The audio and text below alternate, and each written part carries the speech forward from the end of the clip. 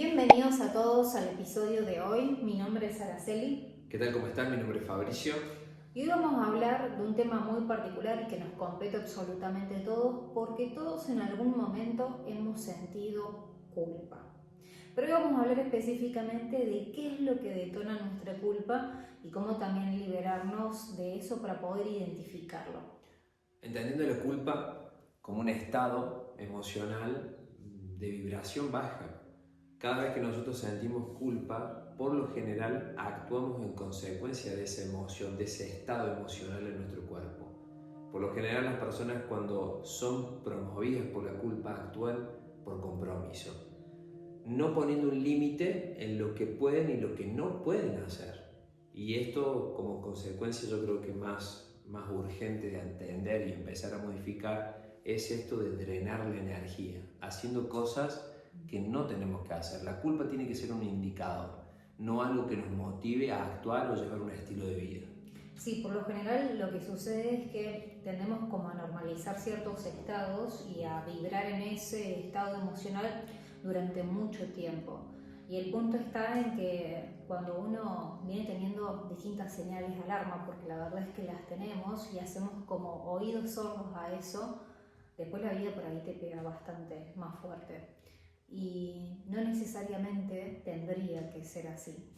Es importante aprender a escuchar las señales de alarma, hacer esa introspección y por lo tanto encontrar la forma de modificarlo. Ahí es cuando empieza a cambiar toda la mentalidad y nos podemos hacer responsables como para poder tener una acción distinta.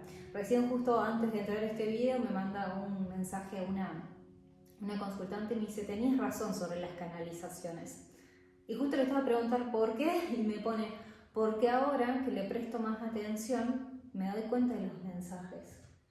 Y yo creo que muchas veces las personas, y sucede mucho esto de no prestar atención a lo que habla en nosotros, adentro de nosotros. Entonces cuando le presta atención a estas canalizaciones, que son formas de mensajes o las señales de alarma, se hace más simple, porque hay una verdad adentro nuestro que nos rige y que nos guía.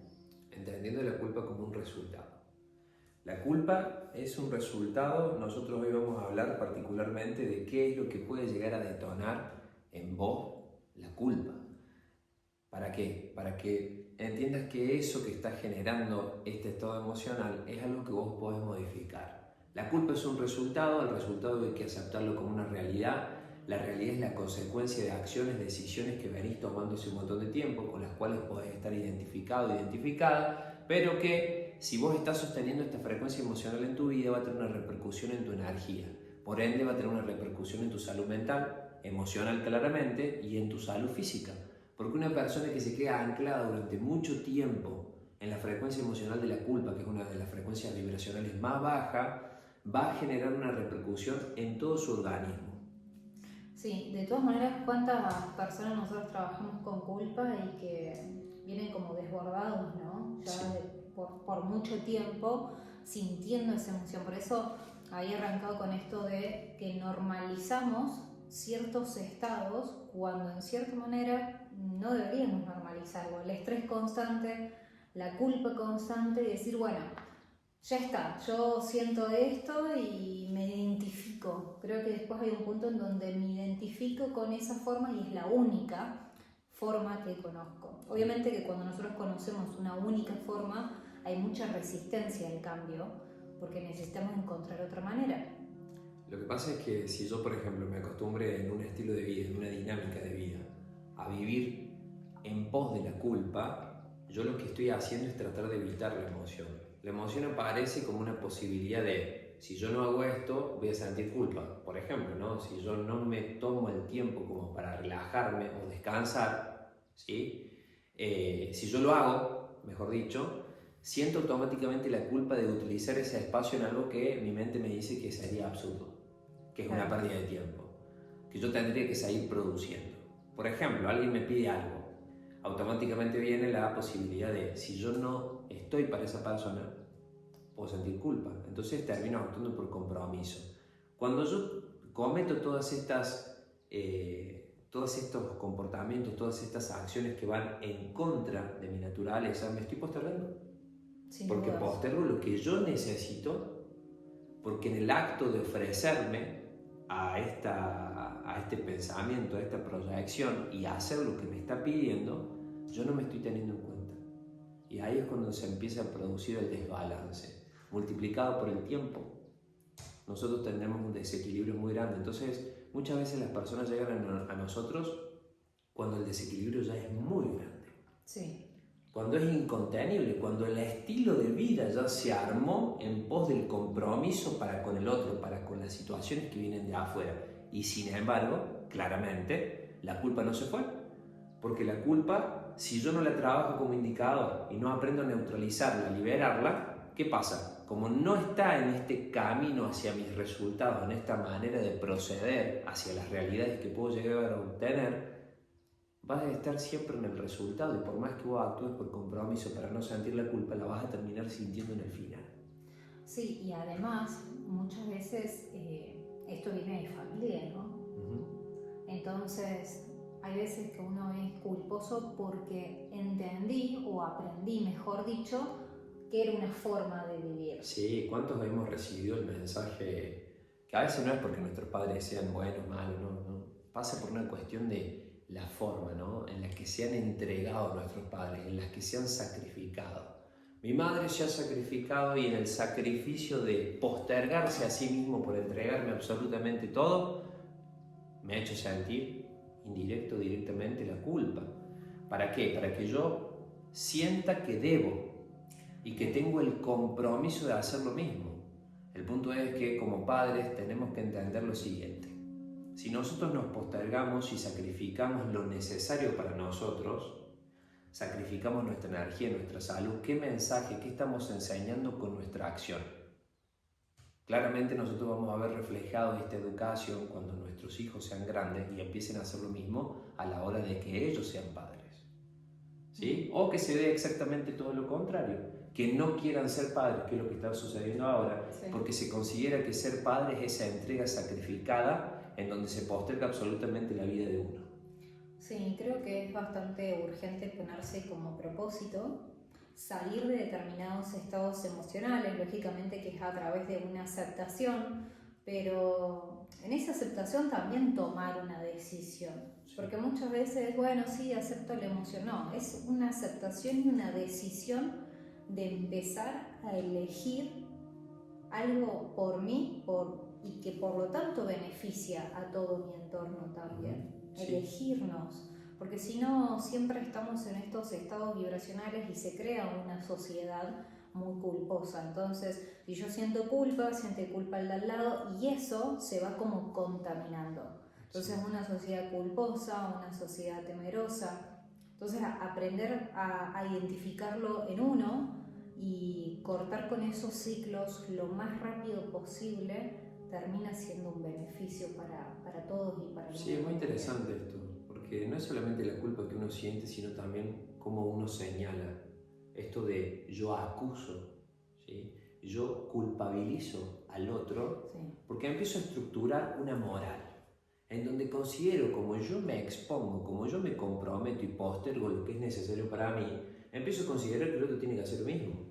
Por eso son indispensables los límites, pero los límites vienen desde el autorrespeto.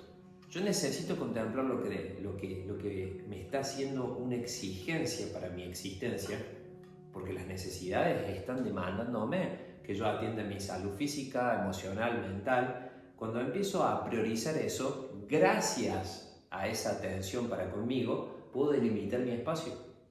Puedo empezar a respetar mis exigencias orgánicas, naturales, y empezar a poner un límite para con el otro. Porque el otro muchas veces tiene esa costumbre, porque así se ha criado, porque así es su entorno, de exigirte.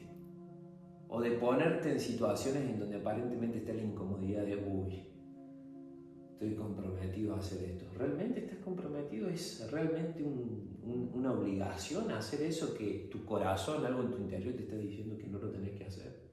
Claro, sí. Pero bueno, sin más preámbulos, vamos a ir a qué es lo que está haciéndote sentir, ¿sí? Los detonadores de la culpa. Acá les voy a leer algunos porque son varios. de todos estos que están, vamos a ir desglosando algunos y vamos a ir hablando de esto. Considero muy importante que cada uno, el que esté escuchando este video, vaya viendo qué es lo que le está detonando la culpa, entendiendo que muchas veces hay distintos programas activados. Pero ya reconocer qué es lo que lo está detonando ayuda mucho al proceso de ser consciente de eso. Muchas veces las personas dicen, no, yo siento culpa, pero la culpa es muy global. ¿Qué es lo que te disparó esa culpa? ¿Qué es lo que estás haciendo? ¿Qué es lo que está pasando? ¿Qué es lo que seguís sosteniendo? Porque en eso, poder identificarlo de una manera clara te permite después encontrar la solución y por lo tanto la acción. Cuando yo estoy como muy disperso en la emoción o en el concepto, lógicamente que no sé hacia dónde ir. Entonces se hace mucho más difícil. Aprender a identificar como punto por punto, sin dudas te va a ayudar a esa liberación, porque la liberación es a partir de una identificación y de algo claro. Sí, aparte, si yo identifico, es el primer paso que a mí me permite aceptar la responsabilidad. Totalmente. Si yo, por ejemplo, estoy sintiendo culpa y la ignoro, perfecto, soy un ignorante. Entonces, desde ese punto en donde mi poco desarrollo personal no me permite contemplarme, yo no entiendo el daño que me estoy ocasionando y actúo como un ignorante, pero calculo que ninguna de las personas que nos está viendo en este momento quiere salir en ese punto en donde ignora el daño que se está ocasionando. Claro. Cuando yo identifico, veo qué es lo que me está llevando a este resultado y acepto como segundo punto la responsabilidad. ¿Qué es aceptar? Acepto las consecuencias. Porque en consecuencia de este comportamiento no solo estoy sintiendo culpa, sino que también estoy viendo cómo estoy perjudicando mi salud. Cuando yo acepto esa responsabilidad, como dice Araceli, solo en ese punto yo puedo generar la acción, el comportamiento para controlar esos comportamientos, para controlar lo que me está llevando a sentir la culpa. Claro, porque cuando uno es ignorante, no desconoce la información. El ignorante se puede hacer sabio. Exactamente. Pero una vez que sabes, no podés volver a ese estado de ignorancia. ¿Sí? Porque sería hacerte el sonso, hacerte la sonsa, ¿sí? Por no decir otra cosa. Bien. Primer punto, puedo estar sintiendo culpa y este es un detonante por cometer un error. Bien, cuando nosotros tenemos ese concepto de que la equivocación está mal, sí, porque no vemos a la equivocación, al error como información, sino que lo vemos como algo que, no, ¿por qué pasó esto? Sentimos la culpa frente a la equivocación porque hemos sido criados en una estructura educacional, en un núcleo familiar, donde equivocarse está mal. Pero ¿cómo yo puedo llegar al acierto sin la información que me provee la equivocación? Porque la equivocación hay algo que es muy importante, que es que yo experimento lo que me desagrada también. Porque una equivocación puede ser, para mí, una información, pero para una información de lo que a mí me desagrada, pero para afuera puede ser algo que está fabuloso. Como por ejemplo, ¿no? Estoy siendo muy exitoso en mi ámbito profesional, pero me estoy equivocando de carrera, ¿sí? Porque no es compatible conmigo. Yo lo siento y siento el desagrado, pero los aplausos de la afuera me hacen que yo siga en esa situación. Sí. Entonces, hay que cambiar el concepto, hay que salir de lo que uno cree que es el error en sí y verlo como mera información en el camino hacia encontrar lo que realmente es para nosotros. Sí, hay muchas personas que se pueden castigar por creer que están cometiendo algún tipo de error, lo que esa persona considere un error o lo que moralmente, socialmente está visto como un error. Sí. Porque también hay cuestiones en donde como que nosotros tenemos un código social, ¿no? Y hay veces que uno puede estar cometiendo cosas que atentan contra esos códigos sociales y humanos. Entonces viene la culpa de que sabes que hay algo ahí.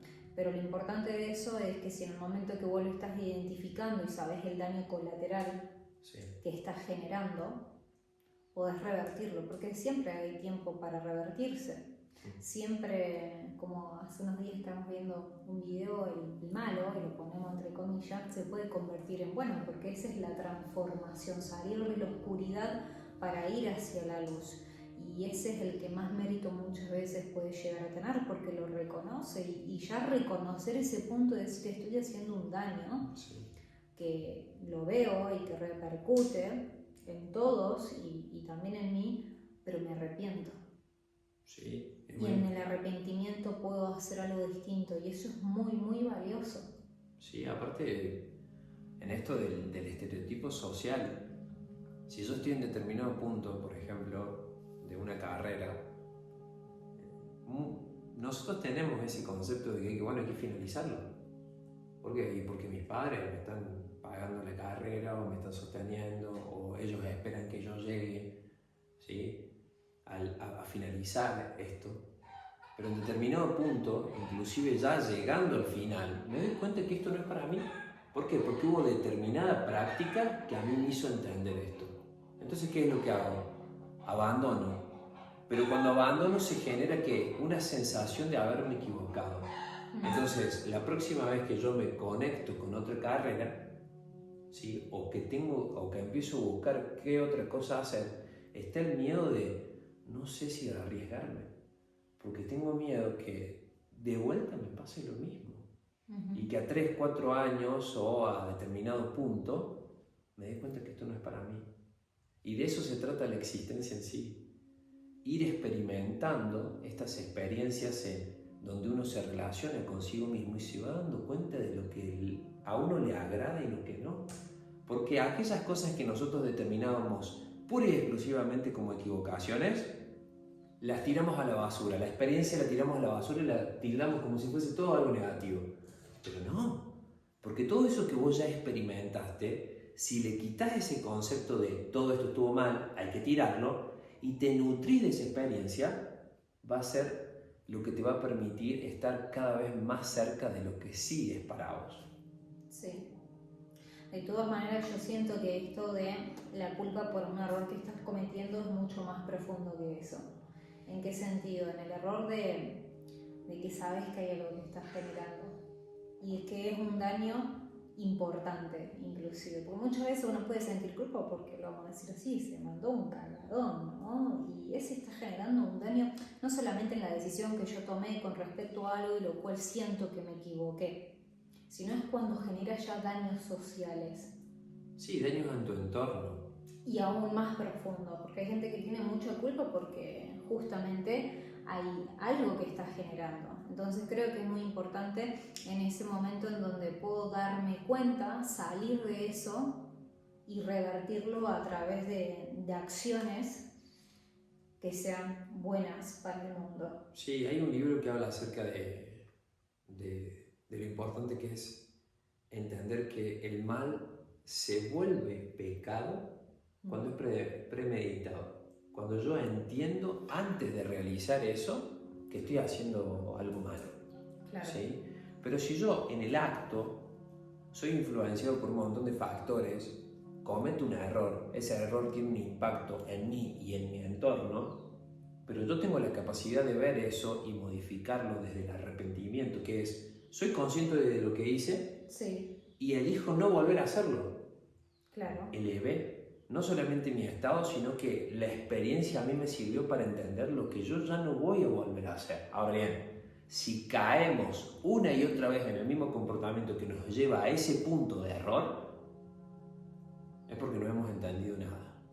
Y eso le pasa por lo general a las personas que tiran a la basura las experiencias pasadas, porque Claro. las etiquetan totalmente de negativas.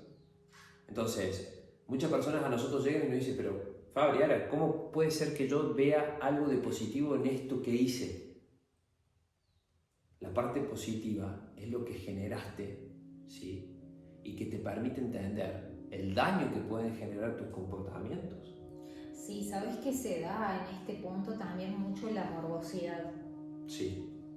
Porque vos muchas veces uno siente culpa porque sabes justamente esto que te estoy diciendo, este daño que vas generando y no querés aceptar la morbosidad y la oscuridad que tenés dentro y que todo ser humano tiene, solamente que en este tipo de personas no, es como que directamente no quieren verlo. Estamos en un plano en donde somos libres. Pero ¿cómo podría ser libre si no está de contraste la otra opción? Yo ¿cómo tengo libertad de hacer el bien si no existe la posibilidad latente de hacer el mal? cómo yo tengo la libertad de elegir el placer, el disfrute, si no está la posibilidad latente de sentir sufrimiento. Sí. Necesitamos ese contraste para utilizar este libre albedrío. Claro. ¿Sí? Entonces las equivocaciones no hay que verlas como algo malo, porque si no, justamente sin darnos cuenta estamos eligiendo siempre lo mismo. Vamos a otro punto. A ver, por lastimar a alguien, está un poco relacionado también a esto, Sí. ¿no? Pero después en este tipo de culpa da la persona que se siente muy culposa constantemente porque cree, y también hay como una creencia, que puede llegar a lastimar al otro.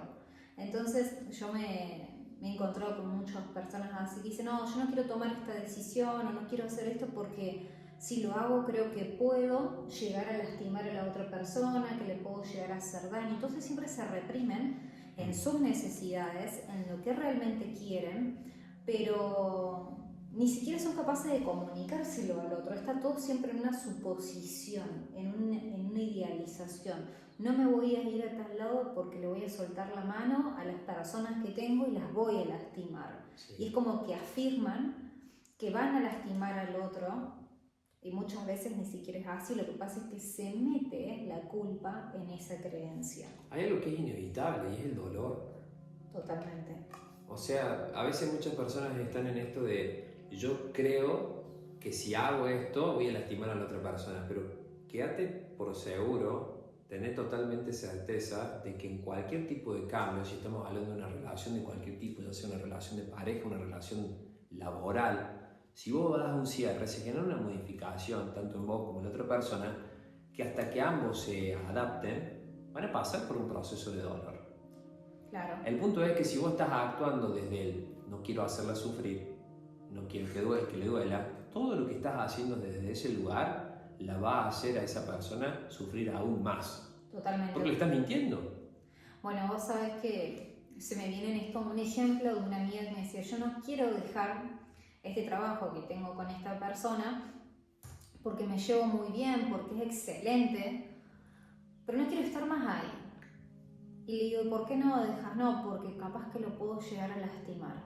Capaz que. Y en todo eso se está reprimiendo justamente que su expansión, su libertad, su elección. Entonces todos los días sostiene ese trabajo porque cree que si abandona va a lastimar o le va a generar un hueco emocional al otro que capaz que no necesariamente es así. Entonces yo me acuerdo que le dije que más daño todavía le hace mentirse a ella y mentirle también a la otra persona, porque le digo, ¿con qué energía estás en ese trabajo? Tampoco Claro. le sirve a esa persona que vos estés con ganas de renunciar todos los días y que no lo hagas al 100%, porque esa persona se merece tu 100%. Entonces cuando uno no está en eso, porque está en esta contradicción, es mejor tomar decisiones en ese momento y no seguir postergando, porque encima la culpa cada vez se puede hacer más grande y más grande, porque cada vez se va afianzando más el vínculo. Sí, lo que no termina mereciendo esa persona es el lugar desde donde vos haces las cosas. Claro. Porque terminás perdiendo eficiencia, calidad, como dice ella, pero también esa persona no se merece al nivel de intolerancia que vas a llegar vos. Porque vas a empezar a detestar. Porque Sí, vos querés abandonar, vos querés renunciar. Claro. ¿Sí? Pero empezás a tener un comportamiento que la otra persona no entiende. Porque vos estás mintiéndote a vos mismo, en principio. Al no querer comunicar supuestamente porque vas a herir a la otra persona, pero te estás hiriendo a vos. Sí, es un tanto egoísta eso. Porque le terminas generando un ancla al otro por no querer asumir tu propia responsabilidad. Exacto. Y eso es falta de coraje. Sí. Y el coraje es necesario en muchas situaciones justamente para salir de este esquema, de esta estructura, de esta filosofía de vida que te lleva a actuar y postergar decisiones que son trascendentales para tu beneficio y para el beneficio de los que tenés cerca. Nadie quiere, nadie necesita, nadie se beneficia de que vos estés en un estado de culpa años. Menos tu familia, menos las personas con las que trabajas, menos las personas con las que lidias. nadie se beneficia de ese estado, porque sos una persona que está disminuida en consecuencia de ese estado emocional. Sí, encima en las personas que son muy culposas se camufla algo de creer que consideran siempre al otro, ¿viste? Como Sí. esto de no hago por el otro, y todo eso genera un egoísmo realmente muy profundo, porque genera mucho daño la culpa. Y la culpa genera mucho daño en uno, ni hablar, pero mucho daño en las personas que tenés cerca. Porque si yo, por ejemplo, estuviese con vos en una relación, pero siento que hay cosas que no van más y siento culpa porque te voy a lastimar por tal cosa, ¿cuánto daño termino generando? Sí. En nuestro vínculo, en mi manera de estar, en tantas cosas. Entonces es muy importante aprender a asumir la culpa y accionar con algo distinto al respecto. Aparte, como hemos hablado anteriormente, la posición que a veces ocupa de poder un padre, una madre en una familia, si estos integrantes que son pilares de la familia educan a sus hijos desde la culpa, desde el compromiso, ¿qué estás haciéndoles sentir a tus hijos? O sea, yo me estoy sacrificando y vos haces esto. ¿Cuántas veces hemos escuchado esto de nuestros padres? ¿Pero por qué? Sí. ¿Por qué tenemos que sostener esto? ¿Sí? Es como hacerles sentir por lo que yo estoy tomando como decisión y lo que yo soy responsable que mis hijos están en deuda. Sí, eso genera mucha deuda emocional, ¿viste? Que hay muchas personas que dicen me siento en deuda todo el tiempo. Sí. Y es la deuda emocional, sentir que nunca estás al alcance de algo. Sí, después pasamos a las visitas comprometidas a papá, mamá, porque bueno, todo lo que han hecho por mí, ¿cómo no voy a ir? Sí, los conflictos familiares, punto aparte, capaz que los tocamos en esto, vamos a ver. Bien, otro punto, por no estar disponible o no ayudar a alguien en necesidad. Bien, la ayuda, ¿sí? Muchas veces nosotros nos acostumbramos a esto de considerar que el amor se mide también en pos a lo dispuesto que yo estoy a estar para cuando vos me necesites. Claro. O sea, yo estoy para tus necesidades, ¿sí? A pie de cañón. Pero si esa persona que está de esa forma no está de la misma manera para consigo mismo, hay una cierta hipocresía en esto, ¿no? O sea, yo estoy para vos, pero no estoy para mí. Y después yo te reclamo a vos, ¿sí? Todo lo que yo te he dado y por qué vos no estás de la misma forma. Entonces en determinado punto, cuando yo razono esto, cuando yo lo reflexiono, digo, basta. Pues yo no puedo seguir otorgando mi energía si yo esa energía, en el acto de otorgarte esa energía para ayudarte, para atender tus necesidades, yo me estoy postergando. Entonces digo, basta, porque me estoy haciendo un daño. Y empiezo en este cambio, a priorizarme, a invertir energía, pero aparece la culpa. Porque digo, che, pará, estoy viendo que me necesita, Y ahí es cuando nosotros tenemos que ser fuertes, tenemos que tener el coraje de entender que la culpa está marcando el antes y el después también de una situación. Claro. Yo no puedo estar siempre para el otro si en ese acto me estoy postergando. Sí, ese es un punto que considero muy importante porque yo hablo mucho de esto con los grupos que tengo de mujeres. Y también la mujer tiene una creencia muy fuerte, principalmente cuando es madre, y también por estas cuestiones maternales que uno tiene, ¿no? Sí. Por estos instintos maternales, de tener que estar 100% disponible para el otro. Y es como que lo haces totalmente natural, ¿no? Tenés que hacer determinadas preguntas para empezar a escuchar tus propias necesidades, porque pareciera que en nosotros es como, bueno, si tiene necesidad mi animal, mi pareja, la casa, el trabajo, mis hijos, voy a estar 100% disponible como un robot, porque la verdad es que no te das cuenta de los tiempos, pero estar disponible para mí, ¿qué significa estar disponible para mí?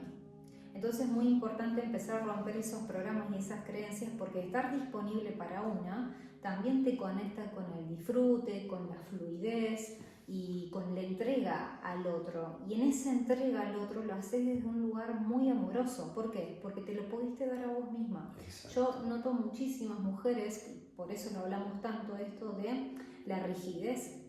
Y qué tan rígidas se van poniendo a medida que va pasando el tiempo. ¿Por qué? Porque no saben dedicarse a sí mismas. Siempre está la creencia de los demás me necesitan y ahí voy a estar como al pie del cañón.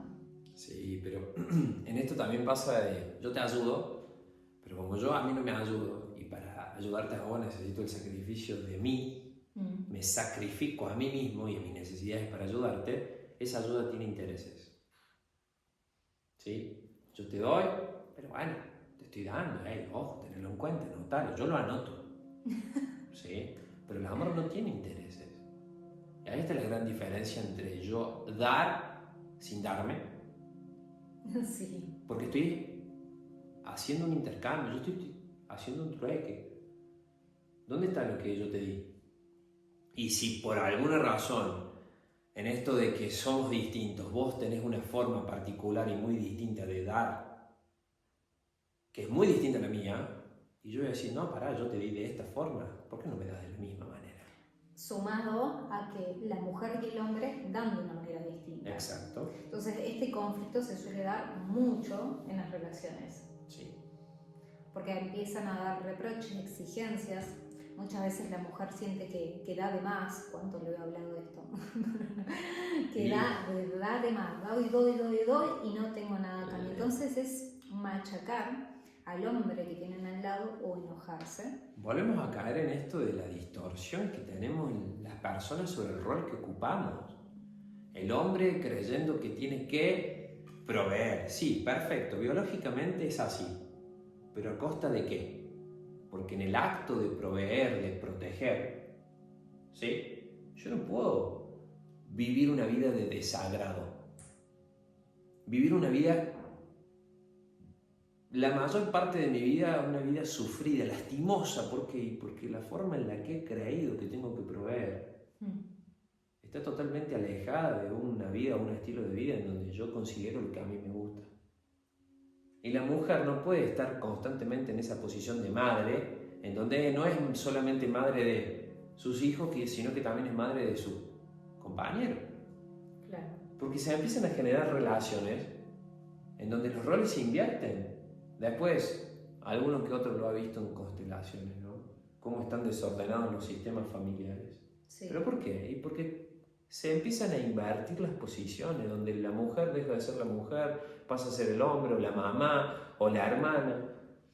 Sí. Entonces, ¿qué estamos produciendo energéticamente por no saber ocupar nuestra posición? Cuando uno ocupa la posición que tiene que ocupar, cuando se escucha a sí mismo, cuando presta atención, cuando tiene indicadores que nuestro cuerpo, nuestras emociones nos emiten y nos dicen, che, esto ya no va más. Bueno, perfecto, ¿puedo cambiar del día para la noche? No, pero yo ya soy consciente de que esto no va más.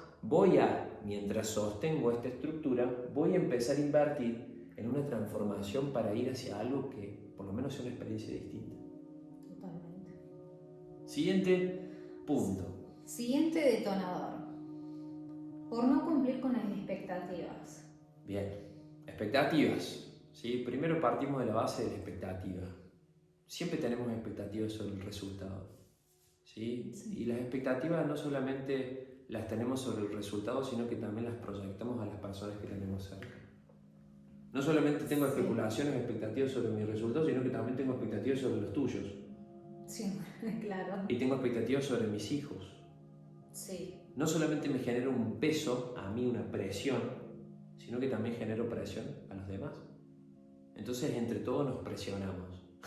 Y las expectativas siempre están marcando no un piso, sino un techo. ¿Sí? Y eso es lo que la persona no entiende a la hora de ponerse una expectativa sobre el resultado. ¿Por qué? Porque las personas creen que, bueno, yo tengo como expectativa lograr esto. Te estás poniendo un techo, significa que es el máximo de lo que vas a lograr y por lo general, ¿qué sucede? Que vas a dar menos. Y además en la expectativa está la espera. ¿Estás esperando que pase eso? Entonces la pregunta es, ¿qué estás esperando? Porque muchas veces estamos esperando algo de nuestra pareja que capaz que si te pones a ver en detalle, esto también es algo que hablo mucho con mis consultantes, de que capaz que no sos compatible. Y muchas veces eso sucede. Entonces, en la espera siempre estoy poniendo expectativa, y quiero que me des esto y me enojo porque no me lo das y porque estoy esperando que me des eso, pero si me pongo a ver, vos no sos eso inclusive. Sí. Entonces nunca acepto. En la expectativa no hay aceptación. Ni hablar cuando tenemos expectativa de proyectos y otras cosas, ¿no? Pero muchas veces esto también se da en los vínculos. Yo espero, tengo expectativas sobre vos y que cumplas determinado rol o determinada forma de ser. Exacto. Confundimos expectativa con esperanza. Claro. Esperamos del otro cosas que, como dice Araceli, me parece fabuloso esto de ni siquiera la persona que está esperando eso de vos es eso. Es como si vos estuvieses esperando determinadas cuestiones que no son compatibles. Estás esperando determinadas cosas de mí que no son compatibles con vos tampoco. En la expectativa hay ilusión y hay idealización. Sí. Y la ilusión es una fantasía de la cual, por lo general, en la mayoría de los casos, ¿en qué caemos? En la desilusión. Y puede ser continuo. Continuo. Porque estoy todo el tiempo esperando justamente que seas de alguna manera o que en algún momento del futuro vos vas a cumplir eso que yo creía que tenías que ser. Y nunca sucede. Y a veces como no sucede, pero tampoco me animo a terminar la relación, estoy constantemente criticando a la persona. Sí. Estoy criticando a la persona, estoy hostigando a la persona por no llegar a cumplir mis expectativas. Pero tampoco me animo a soltarlo. Sí, la otra vez justo hace 2 días más o menos, o ayer, usted le decía esto a una consultante, ¿no? O sea, tu reproche hacia tu pareja, ¿desde dónde viene realmente? En esto de estar esperando continuamente algo que no es y que no te lo va a dar, entonces, o porque no comunicas en tiempo real tus necesidades como para tener una comunicación clara con esa persona y revertirlo y solucionarlo. Porque también en la expectativa se generan justamente mucha ilusión, entonces la persona espera, pero nunca lo comunicaste. O sea, nunca comunicaste en tiempo real, hey, me está pasando esto, siento esto, necesito esto. Hay algo también que es muy grave, que la expectativa te lleva a un foco sobre el resultado y no te permite ver todo lo que va sucediendo en el procedimiento, ¿sí? En el camino. Porque, por ejemplo, yo estoy esperando algo de mí, ¿sí? O algo de lo que puede llegar a suceder en mi parte profesional, en mi parte amorosa, y no sucede, el resultado lo veo como un error, volviendo a lo anterior, desecho absolutamente todo y no me pongo a ver el proceso que me llevó a ese resultado, a esa realidad. Y ahí es cuando la pifio. ¿Por qué? Porque si yo tengo expectativa cero, que es una de las principales formas que nosotros tenemos de orientar a todos nuestros consultantes, es que empiecen a dejar de tener expectativas sobre lo que va a suceder. Porque el mañana y los problemas del mañana se los va a solucionar el mañana. Claro. ¿Sí? Si yo tengo un foco sobre la forma que tengo de proceder, entiendo qué estoy haciendo que sea compatible y qué no con mi propósito. Entonces uno tiene que tener un propósito claro. Sí, es muy importante esto porque yo lo tuve que trabajar mucho, esto de no tener expectativas, principalmente en los proyectos, ¿no? Siento que es lo que me sucedía mucho.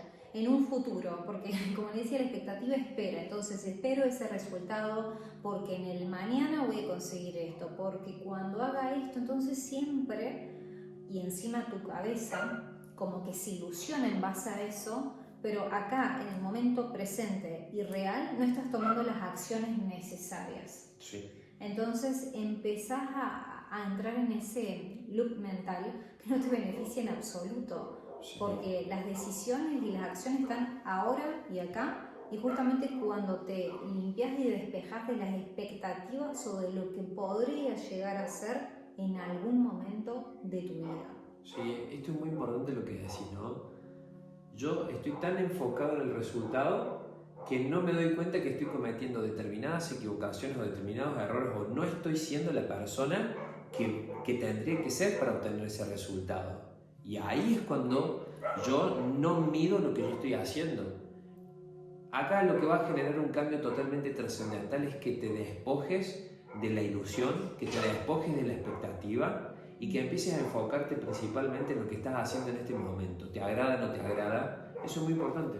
Vamos al último punto. Este punto es muy interesante, es muy importante para irlo desglosando, porque puedo sentir culpa por no cuidar adecuadamente de mí mismo o de mi salud. Tiene mucho que ver esto con la consecuencia también, ¿no? De las culpas y de actuar por compromiso anteriormente. He sentido culpa por no acudir a las necesidades de los demás, he sentido culpa por tomarme ese descanso, por relajarme cuando tendría que seguir invirtiendo energía, tiempo en mi profesión, y ahora veo la consecuencia materializada en mi cuerpo. Claro. Porque de repente todo este desequilibrio energético me llevó a la enfermedad. Me llevó a un estado en donde, por ejemplo, veo que me he postergado. Entonces, quiero que entiendan a la culpa como la mala hierba. Si nosotros no la sacamos de raíz, crece, la saco superficialmente y aparece nuevamente, y en determinados momentos, si no la saqué de ninguna forma, está por todos lados. Cuando las personas llegan a este punto donde han materializado la postergación en sus cuerpos de una u otra forma, porque su estética corporal está reflejando también la postergación. ¿Por qué? Porque hace años que no entreno, hace años que no como como tendría que, no me alimento como tendría que alimentarme. Entonces la postergación se ve reflejada en mí y también empiezo a tener un desequilibrio en mi salud. Y en este momento tengo que tomar muchas decisiones. Sí, muchas veces llega el punto en donde... Y es difícil. Sí. Porque tengo que tomar la decisión de dejar de acudir a las necesidades de los demás. Tengo que lidiar con esa culpa que voy a sentir. Tengo que acudir a mí, ¿sí? La responsabilización en este momento suele aparentar ser para las personas algo bastante difícil de realizar. Entonces lo que es por lo general más fácil para las personas en este punto es: le echo la culpa a todos los que les di, sí. Le echo en cara todo lo que di, mira lo que me ocasioné, y entro en un estado de fastidio, porque la culpa no viene sola. La culpa viene con un montón de otras emociones: el fastidio, el odio, el rencor, el resentimiento, la preocupación, la desesperación. Sí, muchos condimentos ahí, y también es como que uno se va refugiando en la culpa, ¿no? Porque pareciera, pero no lo es, que es como, bueno, siento culpa, pero sigo en este comportamiento, sigo mirándome al espejo y que no me guste mi cuerpo, sigo criticándome de esa manera, sigo alimentándome de esa forma, sigo sin entrenar mi cuerpo físico. Entonces sigo, por no asumir lo que verdaderamente tendría que hacer. Sí. Porque al principio requiere un tiempo, un esfuerzo y una energía a disponer de eso. Entonces llega un momento en donde uno se tiene que seguir preguntando: ¿quiero seguir alimentando esta culpa o quiero empezar a encontrar mi solución? Empezar a yo sentirme en armonía con esto que estoy sintiendo. Porque si no, sigo alimentando. Entonces, bueno, no, sí, sé que me estoy alimentando mal y que esto me está cayendo mal, y por lo tanto eso me genera determinadas cuestiones físicas, y bueno, me sigo criticando, entonces sigo. Sí, es una rueda de no... Y es una rueda de no terminar. Yo me he encontrado con muchísimas personas que en el momento por ahí vienen a mí y me dicen: no, porque yo me gustaría modificar cómo me trato con mi cuerpo. Bueno, ok, ¿cómo te tratas con tu cuerpo? ¿Le das el alimento por ahí que necesita tu cuerpo? ¿Sí? ¿Cómo te alimentás? ¿Haces actividad física? ¿Haces actividades de relajación, de que te gustan? No hago nada de eso. Bueno, entonces seguimos alimentando. Ahora, hacerlo implica justamente empezar a disponer de ese tiempo y de esa dedicación. Y poco a poco dejas de alimentar eso, porque también es progresivo, es ir dejando de alimentar esa culpa que normalicé. Al fin de cuentas, no importa cuál sea el detonante que en vos esté activando la culpa, si de repente sentís la emoción, porque a veces lo que primero aparece para nuestra forma de vernos, que a veces es bastante poca, ¿sí? Porque nos ocupamos poco de nosotros y nos cuesta vernos. Si está apareciendo esa sensación de culpa, utilízala como un indicador, utilízala como un mensajero. Hay algo en vos que te está diciendo que estás en un estado emocional de vibración baja, en una frecuencia baja. Cuando detectas eso, permitite darte el espacio para reflexionar acerca de qué está detonando esta realidad. Porque al principio vas a necesitar justamente eso. Che, estoy sintiendo culpa. Cada vez que actúo en determinadas situaciones siento la emoción. Perfecto, es un mensajero, es un indicador. Agradecele eso. Esa es la parte positiva, que te está mandando un mensaje.